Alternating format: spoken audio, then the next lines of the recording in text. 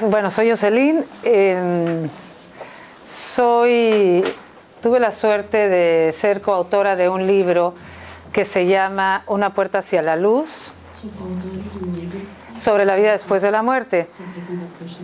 Trabajé muchos años y bueno, sigo trabajando con ella, con una mujer mexicana, ya una mujer seria, mayor. Perdón, ¿eh?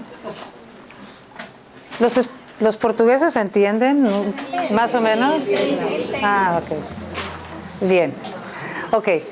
Entonces, Carmen es lo que se llama una medium o una psíquica. Ella y yo trabajamos juntas 15 años seguidos. Durante muchos años dimos cursos de meditación en una cárcel en México. Y escribimos juntas un libro anterior que se llamó El encuentro con nuestro ser. Y durante un tiempo tuvimos un grupo de meditación que nos reuníamos una vez a la semana en su casa. En ese grupo empezamos a tener o sentir lo que llamamos presencias. Entonces, Carmen tiene la facultad de escuchar los pensamientos de aquellos que están del otro lado.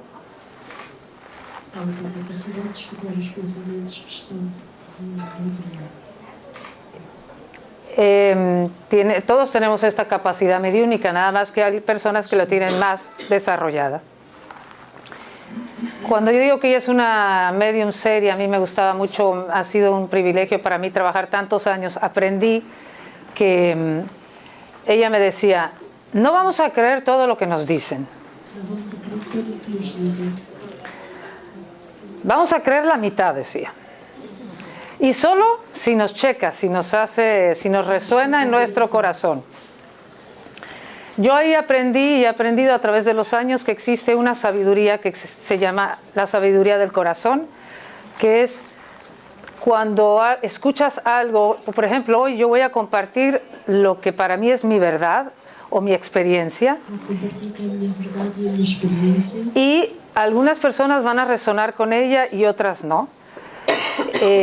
Los que resuenen es porque de alguna manera su sabiduría o su nivel de conciencia les hace creer en este tipo de experiencias que voy a compartir. Y los que no, y no es ni bueno ni malo creer o no creer, no importa. No es lo más importante, pero si resuenan con ello, quédense con lo que les sirva. Los primeros contactos que tuvimos, una cualidad que digo que ella tiene es el escepticismo. Aquí es donde va lo de la sabiduría del corazón, es decir, recibíamos información y teníamos que ser un poco escépticas y cotejarlo con otras fuentes, con otras lecturas, para ver si nos resonaba con otras fuentes y además con nosotras mismas en nuestro corazón. Buscava fontes para verificar si estaba correcto, si no estaba de acuerdo. Bien, los primeros contactos que tuvimos fue con almas que por diferentes motivos no estaban todavía en la luz, no habían llegado a la famosa luz. Yo no sé cuántas personas que... Bueno, para empezar, el primer mensaje que nos dieron es que la muerte no existe. La muerte no existe. Empezamos a tener contacto con almas que por diferentes motivos no habían alcanzado a ver la luz. Yo no sé si la mayoría de las personas aquí han escuchado, para aquellos que creen en la vida después de la muerte, que te encuentras con un túnel o con una luz maravillosa, que vamos hacia una luz absolutamente maravillosa, donde se siente un amor indescriptible. Amor indescriptible. Amor indescriptible. Entonces, no todos, no cuando morimos nos explican, de inmediato vemos la luz. Todo depende del estado mental y emocional en el que morimos y del estado mental y emocional en el que vivimos. Así que, por dar el paso del otro lado, no quiere decir que alcanzamos la sabiduría de inmediato, la iluminación. Vamos a aterrizar del otro lado en el mismo estado mental en el que nos fuimos. Entonces, ¿qué pasa? Nuestros primeros contactos eran con almas que habían muerto y por diferentes motivos no veían la luz. Hoy en particular, como no tengo tanto tiempo, me voy a concentrar en un tema particular que nos atora muchísimo cuando llegamos del otro lado y también cuando estamos aquí, que es la culpa. Por ejemplo, Vamos centrar-nos sobre um tema essencial que é a culpa. Nuestros guías nos han dicho que la culpa es lo que más detiene tu crecimiento espiritual. Mas trava o nosso conhecimento espiritual, a nossa relação, a culpa. De todas las emociones que podemos sentir, la culpa es la de la densidad más baja, es la más baja de todas, la culpa. ¿Okay? Entonces, un día en uno de estos encuentros nos habla un señor, o bueno, un alma que ya estaba del otro lado y nos dice: estoy sufriendo muchísimo porque fui muy tirano con mi familia en vida. Tenía yo mucho poder y quería que siempre se cumpliera mi voluntad. Ahora siento mucho remordimiento porque aunque sí fui amoroso con ellos, nunca me preocupé en pensar en lo que ellos necesitaban. Sí, yo les daba, yo era generoso, pero es verdad que siempre y cuando todos giraran alrededor de mi voluntad. Y ahora ya estoy aquí y siento un enorme remordimiento. Tenho remorsos pelo que fizeram a família. Entonces, nos pidieron que si podíamos hablar con la hija de este señor. Él nos pidió que si podía hablar. Este es el caso de un hombre que Carmen conocía en vida y también sabíamos quiénes eran los hijos y sabíamos quién era la hija en particular con la que él quería que habláramos. Nos pidió que si podíamos hablar con ella para ver si ella lo perdonaba y que eso lo haría sentirse mucho más tranquilo. Entonces, hablamos con la hija. Gracias a Dios, esta hija no pensó que estábamos locas y vino a vernos y habló muy bellamente de su padre, de una forma muy bella. Bonita que ela falou do seu pai. ¿Sí me están entendiendo los portugueses? Bien, ok. Entonces, y ella por supuesto que lo perdonó. Me dijo: papá, claro que te perdono. Lo perdonó. Ella, en esa comunicación, ella no se comunicó con él. Esto todo pasó cuando ella vino a vernos, nos dijo que lo perdonaba y habló muy lindo de él. Se fue ella. Otro día más adelante, él se vuelve a comunicar con nosotros y nos dice: me ayudó muchísimo oír que mi hija me perdonaba. Les agradezco muchísimo. Sé que ella me perdona. También sé que ella sería incapaz de hablar mal de mí porque tiene un corazón bello, pero yo sé que la hice sufrir mucho con mi imposición, como yo era muy impositivo. Y ahora, a pesar de que me ha perdonado, me sigue costando trabajo ver la luz. Nosotros, nuestro papel durante ese tiempo que trabajamos ayudando a las almas que ya habían partido, nuestro papel era el de ayudarlas a que vieran la luz. Cuando nos encontrábamos con almas que se sentían muy culpables, nuestro papel era explicarles lo que nos han explicado nuestros guías, que venimos a esta vida a experimentar la imperfección, que parte del proceso evolutivo en el que estamos inmersos es experimentarnos imperfectos, y que dentro del proceso de amor en el que estamos inmersos todos, de recordar quién somos, recordar que somos amor, la aceptación a uno mismo es importantísima. importantísima.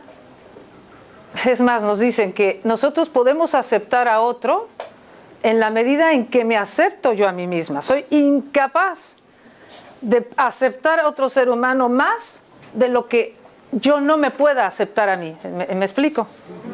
Okay.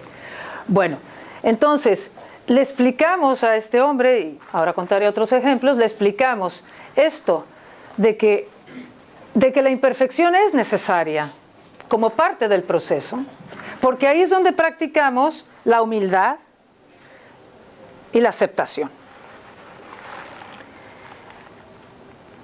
Esto creo que tiene que ver con algo que dijo el conferencista anterior. Nos explican que cuando nosotros rechazamos o odiamos una falla personal, una falla nuestra, un error, una equivocación, ese odio y ese rechazo a la equivocación, lo único que hace es una energía, como es una energía negativa, lo único que hace es empeorar la falla, empeorar el defecto que queremos justo liberarnos de él. Que cuando nosotros practicamos la humildad y la aceptación, pidiendo ayuda, humildad de decir no soy perfecto todavía, porque vengo a un proceso de reconocimiento de lo que soy, que es amor, pero voy a pasar por muchas etapas antes de entender profundamente que el único camino es el amor. Es un proceso largo de muchísimas vidas. Entonces, el amor a nosotros mismos es básico. Y ahora voy a poner más ejemplos de otro caso allá, que también se comunicó con nosotros. Otro hombre que también se sentía muy torturado por,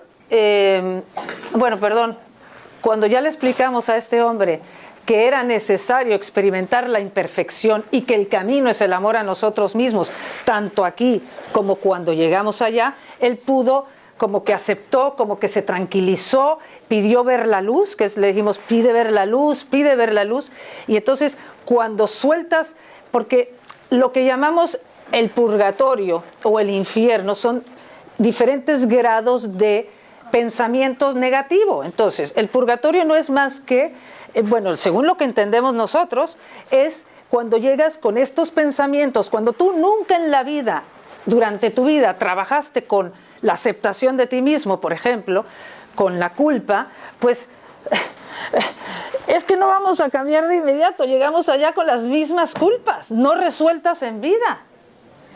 Entonces, se lo explicamos y él pudo ver la luz. Después, tenemos otro caso de otro hombre que se siente muy culpable porque también había sido él decía que muy malo con su familia. Y quería el perdón de sus hijos, que no quería irse a la luz, no podía avanzar, porque del otro lado estamos avanzando, para llegar a la luz tenemos que estar flojitos y cooperando, o sea, ya, soltar apegos. Pero bueno, nos podemos atorar por esto. Entonces él quería también el perdón de sus hijos. También nos pidió que fuéramos a hablar con sus hijos, que también conocíamos. En este caso, estos hijos no nos hicieron ningún caso y tienen todo el derecho de no hacernos casos. Van a decir, pues, son unas locas. Dicen que hablan con mi papá, que está muerto. Yo lo entiendo, pero nosotros no podíamos dejar de hacer esto. Bueno, entonces, este hombre que nos pide que ver si podemos hablar con sus hijos para que lo perdonen, no quieren saber nada ni del padre, ni de nosotras, ni de ningún perdón. Entonces, después pasa un tiempo y este hombre se vuelve a comunicar con nosotros y nos dice una cosa muy interesante. Nos dice, he tenido tiempo de reflexionar y me he dado cuenta que querer el perdón de mis hijos no es más que orgullo de mi parte. Porque entiendo ahora que lo que quiero, y digo que es orgullo, porque lo que quiero es que me perdonen para que me acepten. Lo que no me gusta es que no me acepten. Pero ya entendí que el que se tiene que aceptar soy yo mismo. Que pedir que otra persona me acepte porque yo voy y le pida perdón, no es más que el ego, es el deseo de verse bien ante el otro. Y ahí está la humildad de acéptate tú. Otra vez lo mismo, porque no somos perfectos, porque es parte de nuestro proceso. Entonces, estos fueron 2 casos que tuvimos. Él también, después de un tiempo, lo pudimos ayudar y también él, al entender que ya no necesitaba el perdón de sus hijos, que lo que tenía era que aceptarse a sí mismo, pudo elevarse hacia la luz. Lo ayudamos con oraciones y rezos, pero se pudo elevar. Con esto estoy diciendo que nos han explicado que cuando llegamos del otro lado, lo que nos ata, lo que nos impide seguir nuestro proceso evolutivo hacia la luz son los apegos que podamos tener. Entre ellos, la culpa es de las cosas que más ata, porque no queremos aceptar las circunstancias. Voy a dar otro ejemplo y entonces aclaro un poquito más lo que dicen nuestros guías. Otro ejemplo de culpa también. Este es el caso de uno que fue sacerdote. Y entonces nos dijo, estoy en un infierno mental.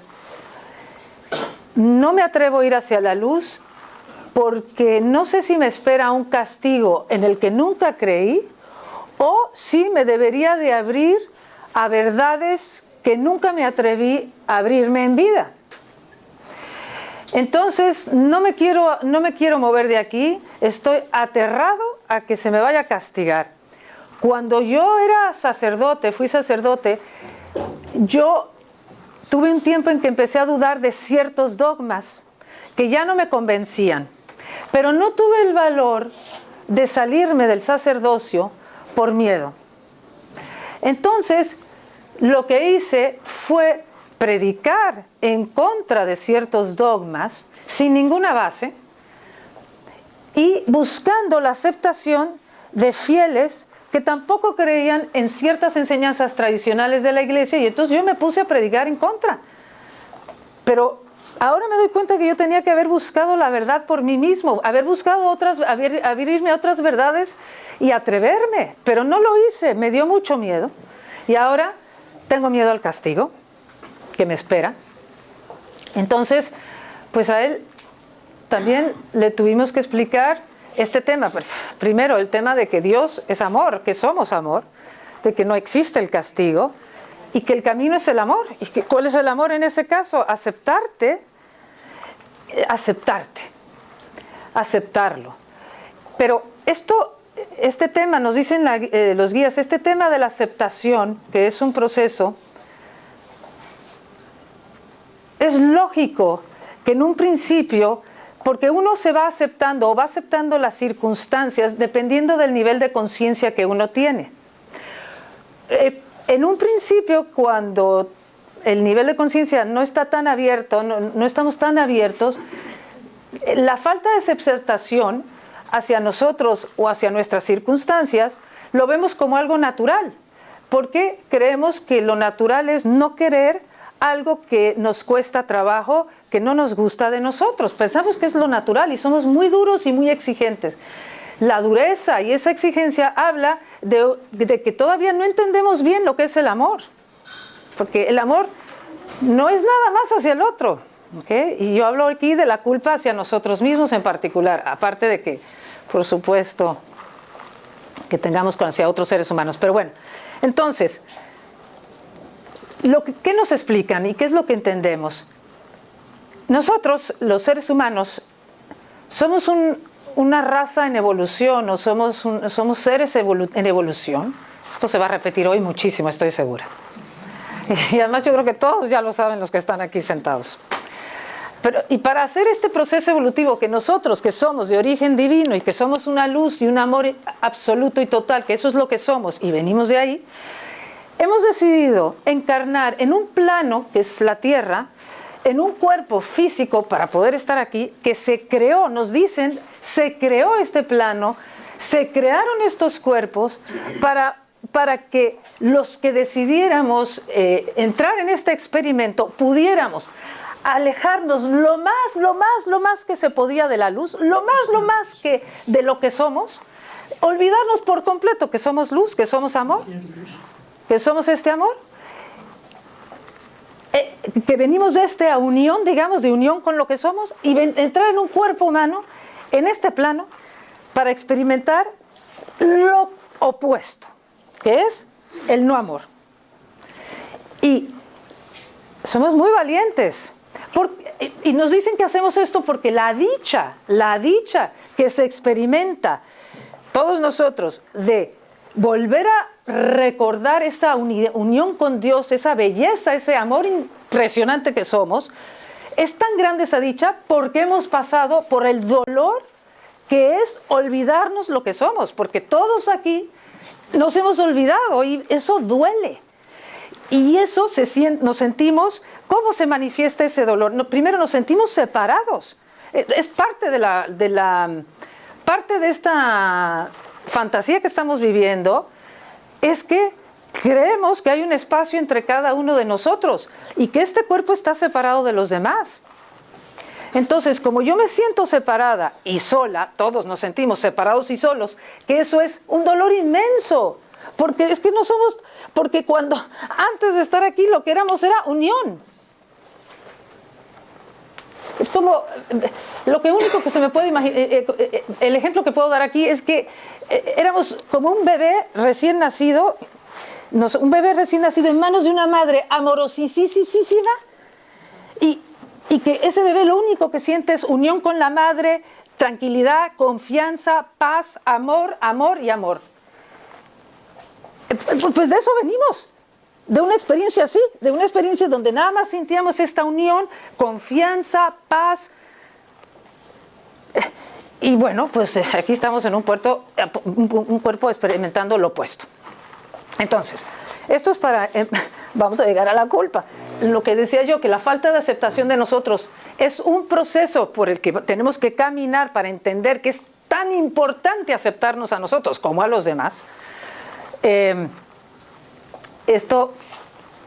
Porque cuando te sientes separado, es parte de la prueba aquí, desarrollamos varias tendencias básicas, varias de comportamientos que tenemos todos.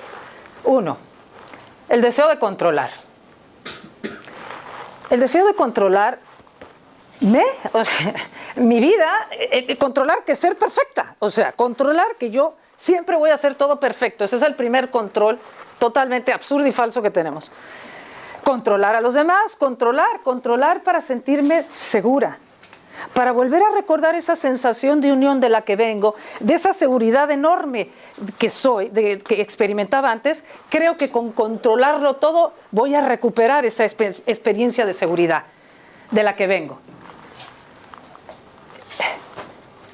Pues no, ¿verdad? Porque aquí con la edad que tenemos ya sabemos que pues seguimos tratando de controlar todo, o sea, como dé lugar. Eso sí, estoy segura que todos estamos aquí tratando de ver cómo controlamos todo para sentirnos seguros, pero ya sabemos que es muy complicado lograrlo. El deseo de controlar, el deseo de reconocimiento y el deseo de sentirnos seguros. Entonces, el deseo de reconocimiento es cuando siempre ya me entienden, quiero recuperar esa unión de la que vengo, ese amor que soy, ese sentimiento de total paz y confianza de que todo está bien en mi mundo. Lo quiero controlar o lo busco a través de que los demás me acepten o me reconozcan. Y si alguien no me acepta, no me reconoce, yo me siento como dividida, me duele, porque duele porque me siento separada. Cuando que en realidad yo nunca venimos de algo que no es eso. Pero aquí tengo que experimentar ese dolor continuamente de separación, como de que no formo parte de, o no me quieren, o no me aceptan. Entonces, ¿qué pasa?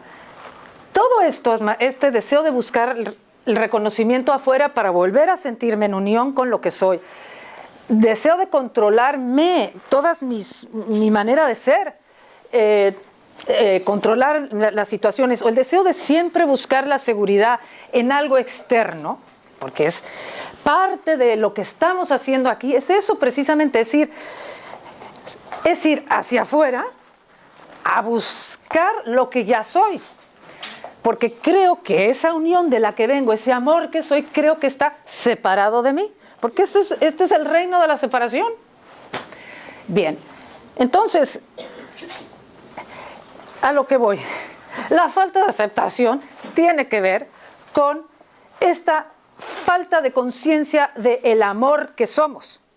Yo que vengo, que solo conocía armonía y felicidad, tengo que experimentarme con sombra, con negatividad, con envidia, con celos, con que me da miedo ser generosa porque qué tal si no va a haber suficiente para mí, con que no, me da miedo ser honesta porque si soy 100% honesta no me van a aceptar, me da miedo, o sea, me voy a experimentar con tantas carencias porque es parte del proceso experimentarme con esas carencias y por más que haga, por más que le hagamos, no vamos a llegar a lograr esa imagen perfecta o idealizada de nosotros mismos. No lo vamos a lograr. No existe. Entonces, el camino que es el amor es cómo traigo, y digo aquí cómo traigo, esto es cómo abro el corazón hacia mis propias imperfecciones. Porque si las voy trabajando ya aquí, trabajando quiere decir no que la voy a lograr ser perfecta, sino si yo logro ir trayendo más humildad o compasión hacia eso que me cuesta tanto trabajo de mí, porque, o sea, si traigo, ¿cómo abro mi corazón a esto que preferiría que no fuera así, pero así es? Cuando llegue del otro lado, es que lo que les estoy tratando de comunicar es que del otro lado va a ser igual. Eso es el purgatorio. O el infierno, depende del nivel en el que estemos atascados mentalmente. Entonces, bien, es que, por ejemplo, un señor que nos dijo que él, en vida, esto no lo aprendió en vida, él, por herencia le había tocado una casa que era de la familia, pero en donde vivía, en esa casa vivía su hermana, que era viuda, y la casa era su único modus vivendi de la señora. Y que él era un hombre que le iba bien, o sea, él tenía una posición económica mucho más holgada, no necesitaba esa casa, pero sí le correspondía. Entonces él dice que él en vida, él cedió la casa, ¿ok?, a su hermana, o sea, se la dio, pero más que por un auténtico acto de generosidad, fue para quedar bien, es decir, porque si él le quitaba a su hermana esta casa, que era el único modus vivendi, y la señora era viuda, pues iba a ver muy mal. Y para él era muy importante en esa vida su imagen. Esto no quiere decir que esté mal que haya dado la casa, qué bueno que por lo menos hizo eso, pero nos explica. Es muy importante ver nuestras verdaderas motivaciones de por qué hacemos las cosas, aunque sean buenas. Porque está bien hacerlas, si queremos hacer cosas buenas por nuestra imagen, está bien, pero es muy importante ir viendo desde dónde actuamos y aceptar, o sea, no negar nuestras partes oscuras o nuestra parte más sombría, no negarla, decir, la verdad, a mí me falta mucha generosidad. Bueno, esto lo puedo decir de mí también. Me falta mucha generosidad que sea de verdad, de corazón. Pero, por ejemplo, para llegar a tener una generosidad de corazón que tú quisieras dar mucho más, es un proceso. Vas a pasar por muchas etapas de miedo, donde dar, a veces lo vas a hacer por quedar bien, otras lo vas a hacer con miedo, pero darte cuenta de que esto es parte del proceso. parte del proceso de amar, de lo que estamos haciendo aquí, de reconocer este amor que somos, es aceptando todos nuestros actos de no amor. ¿Ok? O sea, es que no podemos llegar al amor sin el no amor. O sea, ¿me entienden? No sé. Pues es que vamos a hacer millones de no amor. Millones. Todos. Entonces, estos no amor, pues en la medida en que veo mi deseo de que me halaguen a mí, por ejemplo, ok, sí lo tengo, que el deseo de que me halaguen, lo acepto, pero ¿por qué no abrir el corazón y decir, bueno, pero es que tengo que entender que detrás de cada acto desarmónico de cada uno de nosotros, detrás de cada vez que yo medio que fallo, hay un ser humano con miedo, un ser humano con mucho miedo, que es parte de lo que estamos haciendo aquí. Si yo vengo del amor y voy a experimentar lo opuesto, lo que tengo que experimentar es el miedo. Y entonces el miedo es el que hace que yo siempre esté como para mí, o como para o mi imagen. ¿Por qué? Porque creo que si mi imagen es buena me van a querer más. Si cuido mucho mis cosas, no me va a faltar nada. Es normal. Hay que entender que el desamor, detrás del desamor, solo hay miedo. Miedo que acepté vivir cuando nací, o cuando encarné. Miedo que voy a entender cuando regrese del otro lado, voy a entender todo esto que estamos hablando aquí, se entiende mucho mejor del otro lado. Porque por eso la vida y la muerte son una continuación la una y de la otra. No las podemos separar. Entonces, una señora nos dijo, por ejemplo, cuando digo una señora, bueno, que ya estaba del otro lado, dijo que en la última vida había elegido dos personas claves para ella. Una era su marido, el alma que escogió de marido, de pareja en esa vida, era un alma con la que ella ya había venido muchas vidas y que durante muchas vidas habían tenido muchas desavenencias y muchos altercados y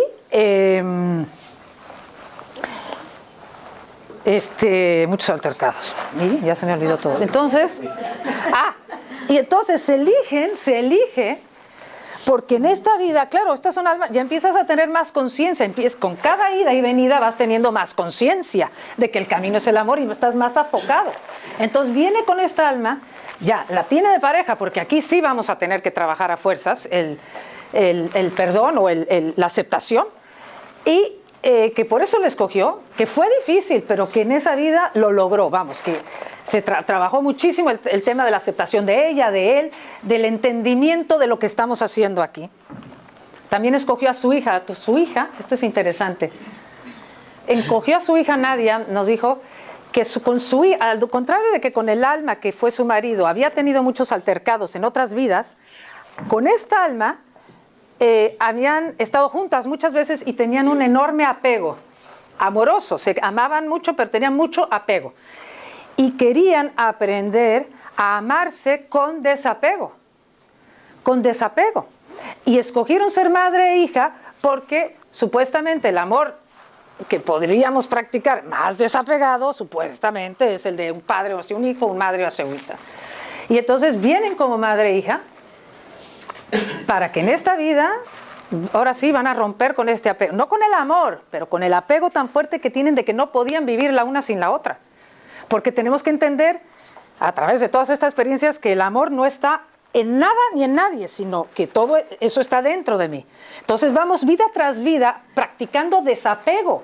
Por eso, tengo que terminar la historia de Nadia, pero practicando desapego, por eso las enfermedades a veces, las cosas difíciles que nos pasan es para que empecemos a desapegarnos, desapegarnos de este plano y buscar verdades más profundas internamente. En el caso de estas dos señoras, estas dos almas, vienen como madre e hija a romper ahora sí con el apego, y entonces se decide ella antes que ella va a morir y muere, la madre muere en una época, en un momento en donde la hija estaba pasando por un momento muy difícil. Así muere la madre, escogido por ella, morir en un accidente cuando su hija más la necesitaba. Y nos dice, yo escogí morir de esa manera y escogí esa vida porque era importantísimo que yo entendiera que mi felicidad o que el amor no depende de nadie. Me tenía que despegar de esa manera. Bueno, estos son ejemplos que nos dan.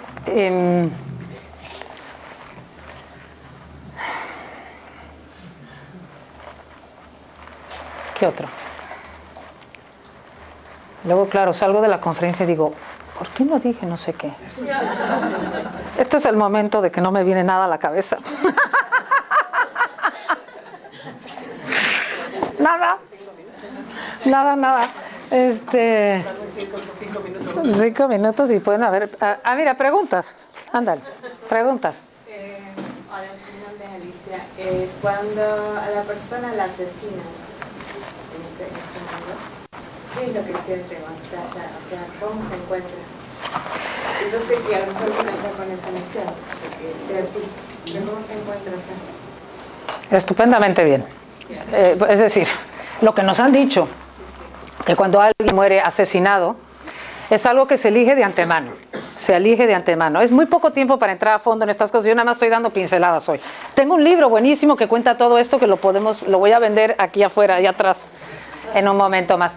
Bueno, entonces, la elección, por ejemplo, de un asesinato, morir de esa manera es porque tú eliges morir violentamente, porque un asesinato es de una muerte violenta. Eliges este tipo de muerte porque limpias karma. Aquí no voy a hablar del karma, pero limpiar karma quiere decir que si tú has generado desarmonía en otras vidas y en esta, una manera de que esa desarmonía se balancee es aceptar una muerte violenta, porque con el dolor que representa una muerte violenta, equilibras un poco la balanza de la negatividad acumulada de otras vidas. Entonces, desde luego se encuentran fenomenalmente bien del otro lado, desde el punto de vista que una vez que llegan a la luz están muy bien, porque entienden perfectamente por qué murieron de esa manera. Ahora, si se atoran por sus pensamientos antes de llegar a la luz, no, fenomenalmente bien no van a estar. Todos estamos fenomenalmente bien cuando llegamos a la luz. Pero bueno, lo que sí te puedo decir es que tiene todo un sentido morir por asesinato. Un hermano de Carmen, mayor que ella, murió. Él nos comentó. Él, por ejemplo, nos dijo que él había elegido la vida que eligió, que él venía a abrirse a verdades más profundas, que él venía a un crecimiento espiritual profundo, que además había elegido la difícil decisión de ser homosexual. Esto ya estamos hablando de hace muchos años, cuando todavía eso era más difícil de aceptar. Elige ser homosexual, él sabe que viene a una vida de crecimiento espiritual y bueno, ya llega aquí y él dice, yo no pude con lo que yo me había propuesto. Yo no pude aceptar mi homosexualidad, nunca se la pude aceptar a nadie. Me fui perdiendo en drogas, empecé a hacer una vida de muchas drogas, vi que mi vida cada vez iba peor encaminada, no tenía nada que ver con lo que me había propuesto y eligió morir asesinado precisamente porque nos explicó que de esta manera limpiaba un poco todo la desarmonía que estaba generando con el tipo de vida que estaba llevando. Bueno, ¿alguna otra pregunta? ¿No? ¿Y el suicidio? El suicidio, cuando una persona decide... Es muy buena pregunta. Vamos a ver, hablando de culpa, pero no tenemos mucho tiempo, lo voy a hablar así por arriba. El suicidio o muerte voluntaria, que me gustaría llamarla muerte voluntaria también, porque tiene mucho estigma la palabra suicidio.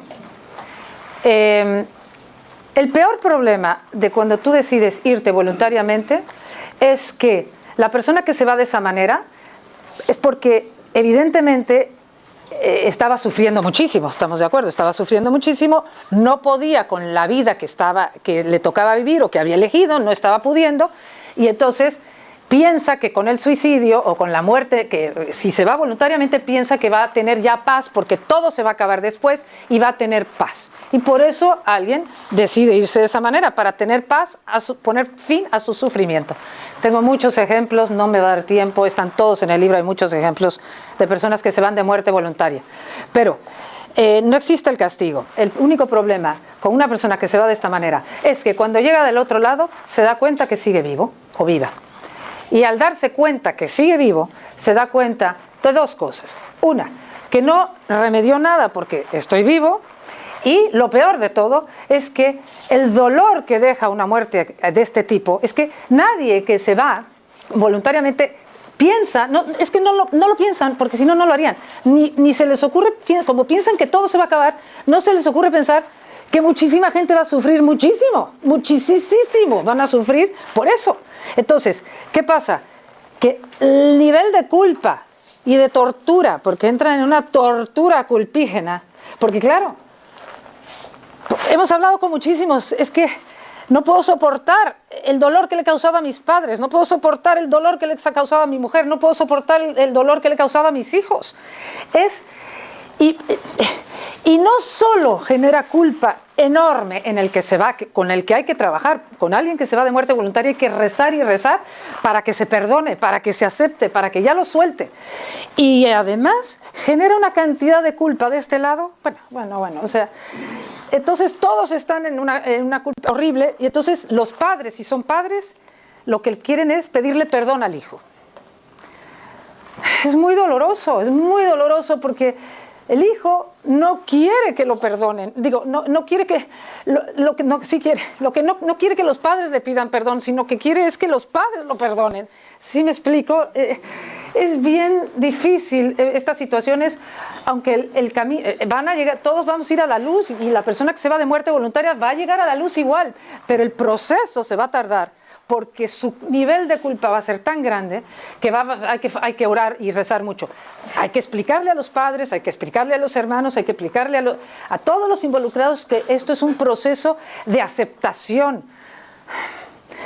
Hay que trabajar mucho, hay que tener mucho nivel de conciencia para entender que cada quien tiene su proceso.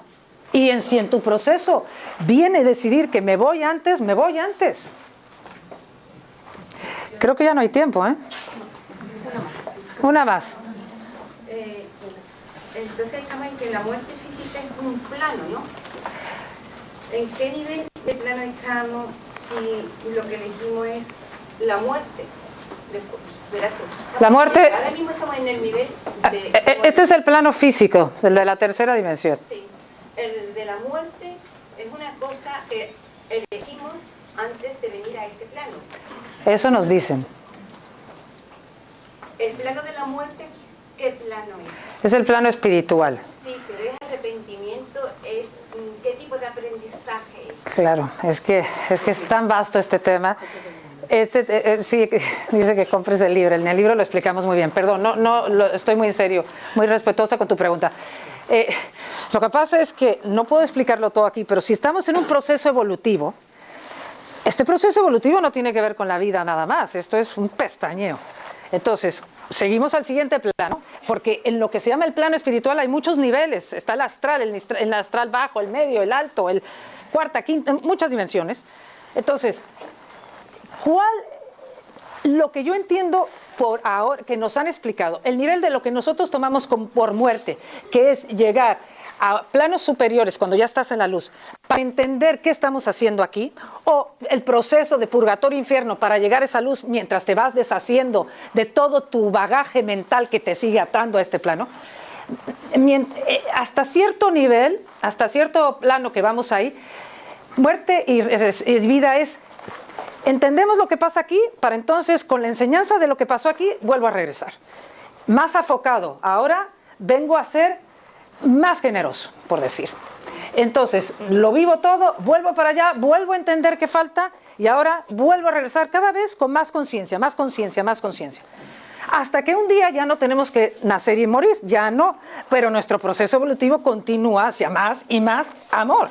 Pero este proceso de vida y muerte en el plano físico se acaba en algún momento.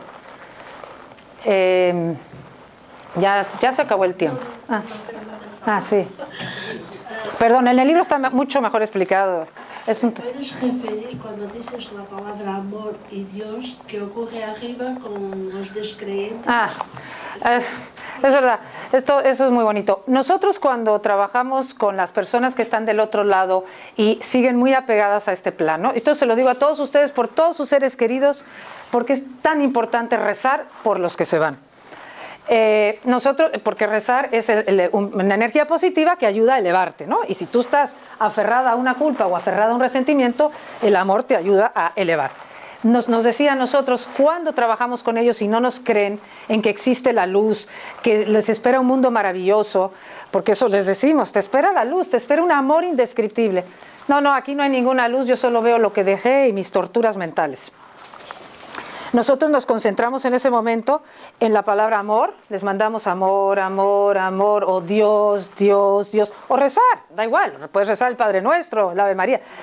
Y entonces dicen que cuando repetimos la palabra amor o la palabra Dios, que ven como una luz, que se hace más luz alrededor de nosotros, o que alrededor de la palabra hay más luz. Son palabras muy fuertes, positivas, y esto, cuando rezas por ellos, los estás ayudando a como soltar el chicle, porque son chicles. O sea, nos han explicado que para soltar esos apegos, la culpa, que es de las más difíciles, es como, nos dicen, son como unos chicles que estás haciendo así, y el rezo de nosotros los ayuda a...